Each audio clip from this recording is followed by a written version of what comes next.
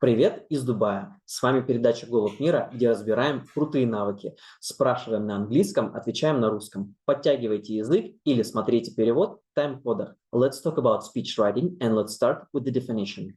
A lot of people who make speeches do not have a time to write them. For example, I have a friend, and right now he also works in Dubai. His name is Stas, and he was speechwriter for well-known former politics woman Irina Hakamada.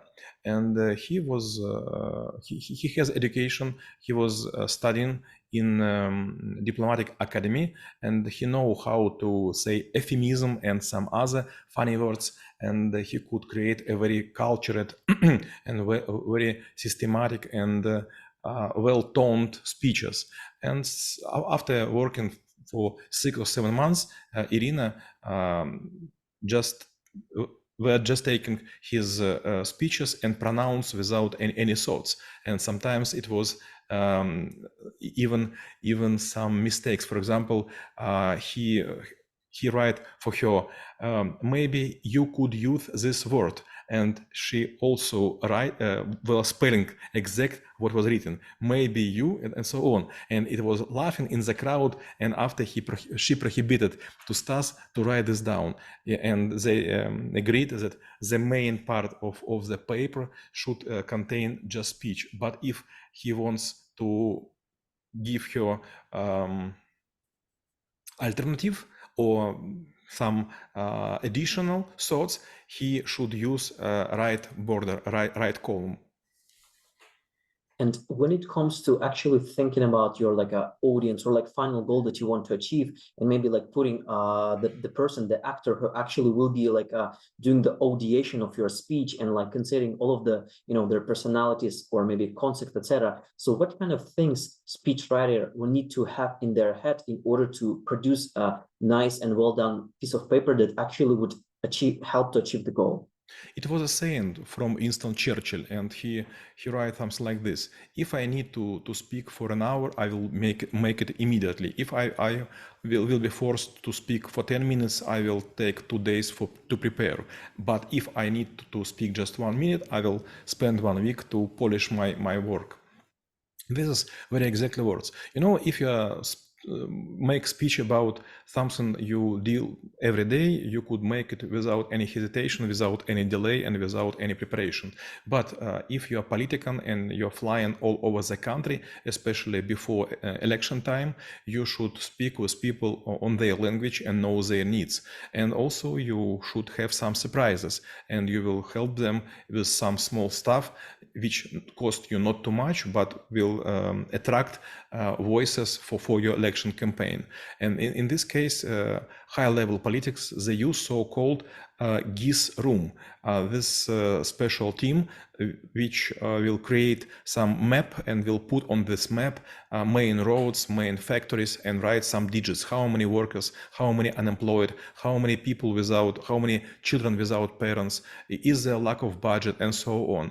And for 1 hour, this person would be dive in this information, and he will be filled with some digits, and after this time he or she could go to the public and be sure that he or she know almost everything which is hot. And when it comes to maybe a different levels or we also can look into different scales, whether it's an impact or a crowd, or maybe even the success rate for the speech. So what kind of level speech writing might be achieving and how to move from one to another? It was a time when I was attending TED conference in Las Vegas, and my English is not good. And when I was thinking how to make speech, first my sentence was, "I am very sorry, there is no English in my accent." And then I started to take my speech. But I asked the colleagues at the TED team what the markers which will be collected after my speech, and they told me first marker is your theme is interesting to people. Second, if you talk about the theme you already announced. Third, this is do your speech has a structure, and so on. But when you talk with your избиратели, election Election crowd. if you talk to your election crowd, you will hear the voices. If they will say, come on, let's go, rush and so on, you could understand that you are talking good. But if they will be saying, for example, like, fuck you, Biden, it was like on the video several months ago, you will understand that you are an unwanted person on this territory. But anyway, you should finish your speech. It doesn't matter what will happen. By the way, it was a very funny case with Ronald Reagan. He was conducting a speech on some tribune. Suddenly something exploded in the room. Maybe it was a balloon, just balloon. But previously there was an attempt to kill him, and he, without any hesitation, do not interrupting his speech, told, miss me out. Well, this is a very nice example, like when you're considering the options. And actually, speaking of this, sometimes all of the speeches might be going like wrong. They might be really going south the way it's not expected. Or overall, it's also might be a different alternatives that the speech deliverer might be taking. So whether for the speechwriter, it's also important to think about maybe a different ways to think about putting certain words depending on the context, or maybe like how the situation will go, and whether it's actually a common practice to the one who is actually speaking to do some sort of improvisation as well. People who pronounce speeches, they have no time and they have no reason for improvisation because they're a speechwriter well qualified. So they, for example, will print everything on the color printer with black ink, but some part would be green or dark yellow or red or even blue. And if in the crowd there would be too many haters, you as a speech pronouncer should switch to the red paragraphs, and they will be very hard, and you will say something against your opponent or against people in the crowd. Why are you waiting for me? Why should you just wait for me until I come? You could write me down like 5 months ago when I was close to your state or close to your road or close to your plant, and so on. And if the person goes on some election trip or road show for a long time, maybe 3 to 5 cities, it would be like surprises, and you will hear something unpleasant. But if you visit like 10 towns per 2 days or per 2 weeks, you will know all the answers, and you will know all the недовольство, frustration. all the frustration of the crowd.